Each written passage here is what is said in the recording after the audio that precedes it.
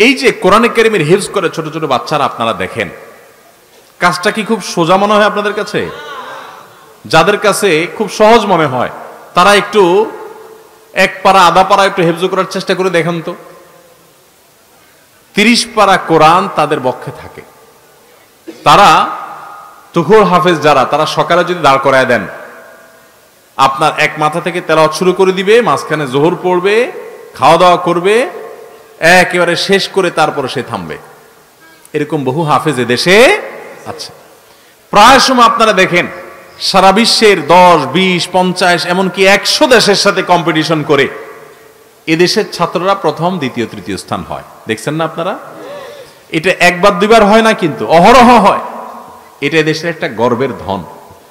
এই হেফজখানার ছাত্ররা কিভাবে বিশ্ব জয় করে, বাংলাদেশের হেফজখানার ছাত্ররা কিভাবে বিশ্ব জয় করে, কিভাবে এই ছোট ছোট বাচ্চারা 30 পারা কোরআন তোতা পাখির মতো তারা মুখস্থ করে আবার শুনাই দিতে পারে, কিভাবে সম্ভব হয়? এর একটা সিক্রেট আছে, অনেক কারণ আছে। হেফজখানার ব্যবস্থাপনার সংশোধনের অনেক জায়গা আছে, আবাসন ব্যবস্থাপনা ইত্যাদিতে প্রচুর সংশোধন হওয়া উচিত। কিন্তু একটা বিশেষ সিক্রেট ভালো দিক আছে, সেটা কি জানেন? হেফজখানার ছাত্ররা আমার জানা মতে বাংলাদেশে সকল হেফজখানার ছাত্ররাই তারা কয়েকটা বিষয়ে সুন্নাহ সম্মত লাইফস্টাইল মেনটেন করে। বিশেষ করে 3টা সুন্নতের আমল তাদের মধ্যে আছে। কয়টা সুন্নত? 3টা। 1 নম্বর হলো হেফজখানার ছাত্ররা রাতে দেরিতে ঘুমায় না। সাধারণত যারা ভালো ছাত্র বা পরীক্ষার ব্যাপারে সিরিয়াস, তারা পড়াশোনা করবে দেখবেন রাত 12টা, 1টা, 2টা পর্যন্ত জেগে, তাই না?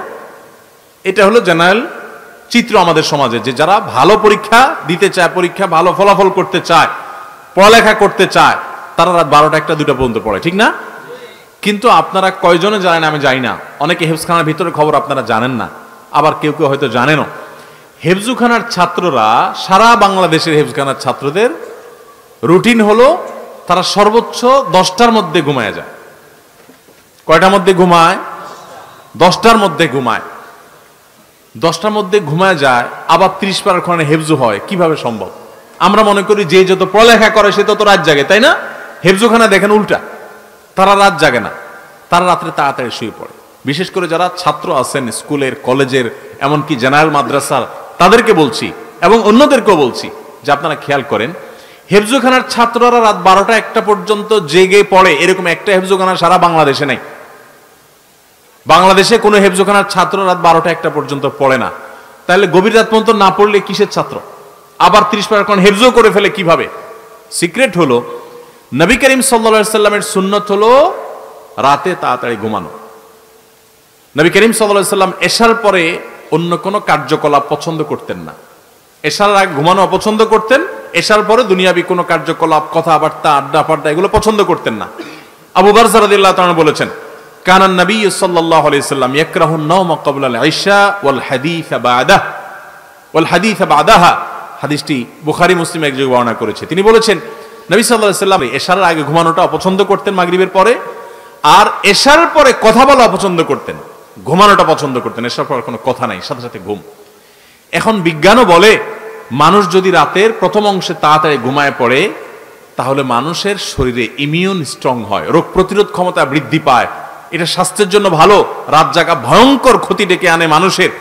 এই জন্য পৃথিবীর উন্নত দেশগুলোতে দেখবেন, আপনার পশ্চিমা দুনিয়া তো আছেই, জাপানে, কোরিয়াতে, থাইল্যান্ডে, বিভিন্ন দেশে আমি নিজের চোখে দেখেছি। আর বহু দেশের চিত্র আপনি অনলাইনে সার্চ করলেও জানতে পারবেন যে তাদের দেশে মানুষগুলো সন্ধ্যার পরপর তারা খাওয়া দাওয়া করে শুয়ে পড়ে। যেহেতু অমুসলিম বেশিরভাগ, তাদের তো আর এশার নামাজ নাই, তারা সন্ধ্যার পরপর খেয়ে তাড়াতাড়ি করে শুয়ে পড়ে, আবার ভোরে তারা উঠে যায়।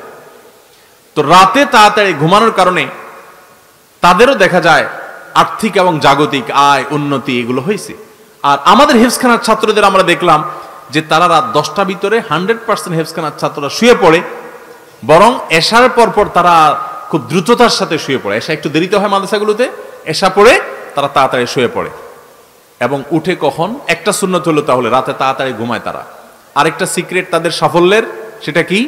ভোরে তাড়াতাড়ি উঠে, শেষ সাথে তাড়াতাড়ি উঠে।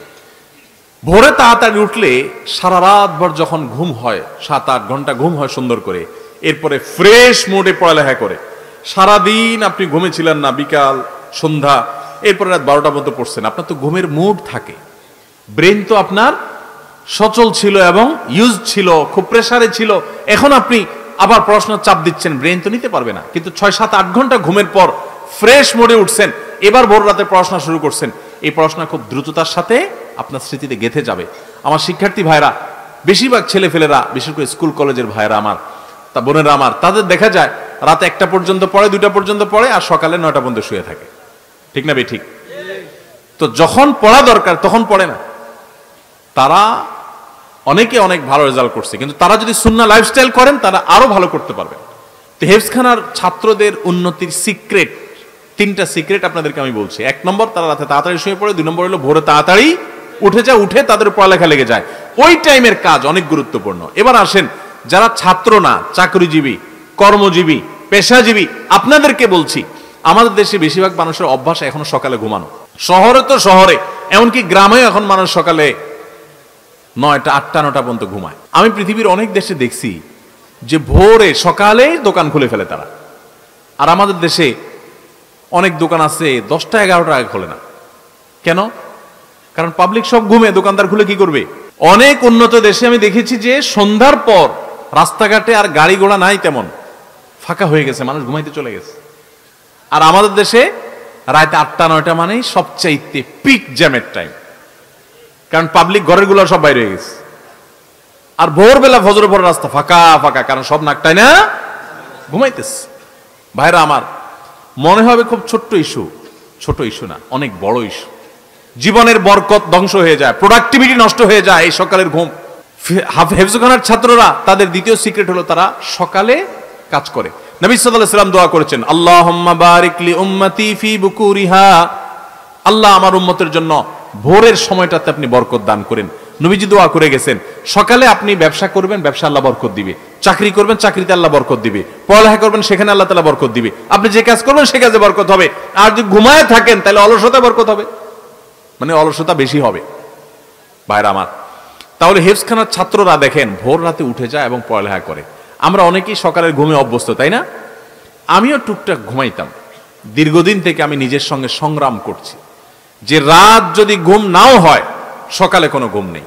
এবং আলহামদুলিল্লাহ বহুদিন পর্যন্ত আল্লাহর তৌফিকে আমি ঘুমাই না।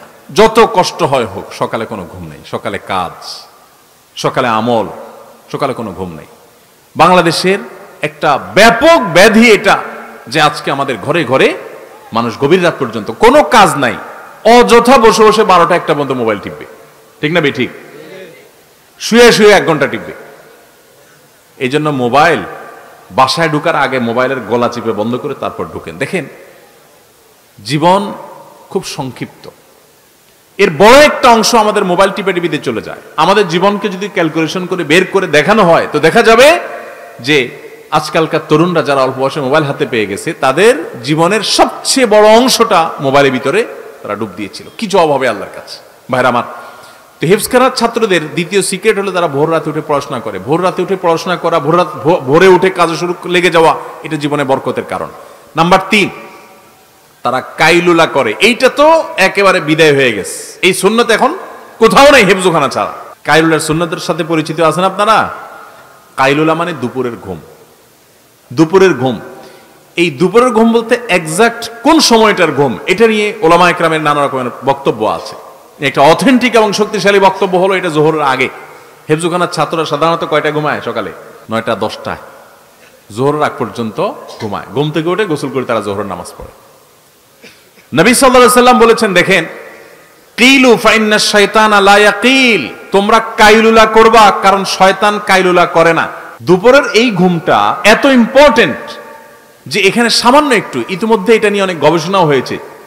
পৃথিবীতে অনেক অমুসলিম গবেষকরা গবেষণা করে বের করেছে যে দুপুরের সামান্য কয়েক মিনিটও যদি মানুষ ঘুমাতে পারে, তাহলে সেটা শরীরকে এত বেশি সতেজ করে এবং এত বেশি কাজের স্টামিনা দেয় যে সে অন্য সময়ে ঘন্টা ঘন্টা ঘুমালেও সেটা পায় না। আবার সকাল থেকে টানা আপনি কাজ করছেন, দুপুরে একটু ঘুমালেন, আবার টানা সন্ধ্যা পর্যন্ত আপনি কাজ করার স্টামিনা আপনার শরীরে পাবেন, স্পৃহা আপনি পাবেন। এই সুন্নত তো একেবারে বিদায় হয়ে গেছে। আমরা অনেকে জোহরের পরে খায়া দায়া আস্তে ধীরে যদি বন্ধের দিন থাকে, ঘুমের সুযোগ থাকে, তো যায় বিছানা যায়, এমন ভাবে বিছানা যায় যে আসর মাগরিবের সাথে পড়ি। ঠিক না ভাই? ঠিক। জীবনের বরকত লাভের জন্য এই তিনটা সুন্নাহ জিন্দা করা খুব গুরুত্বপূর্ণ। হিফজখানার ছাত্রদের, এত ছোট ছোট বাচ্চারা এত ভালো করে কোরআন কারীমের হিফজ করে, এত তাড়াতাড়ি সময় হিফজ করে, এর অন্যতম কারণ, অনেক কারণ আছে, আমি এগুলোকে একমাত্র বলছি না। তারা রাতে তাড়াতাড়ি ঘুমায়, ভোরে উঠে তারা পড়ালেখা করে, কায়ুলের সুন্নতটাকে তারা জিন্দা করে। এর পাশাপাশি আরো তো অন্যান্য বিষয় আছে।